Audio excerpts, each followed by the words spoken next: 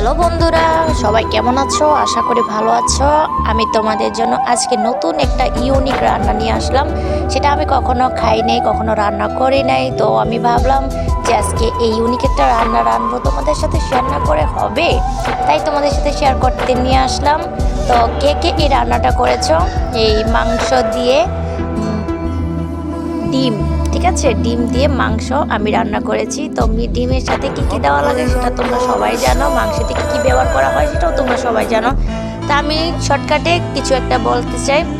ভিডিওটা যদি ভালো লাগে তাহলে লাইক কমেন্ট শেয়ার করে, আর তোমরা কে কে এই রান্নাটা রেঁধে খেয়েছো সেটাও আমাকে কমেন্ট করে জানিয়ে দিবে। এটা ইউনিক একটা রান্না, সেটা আমি কখনোই রান্না করি নাই।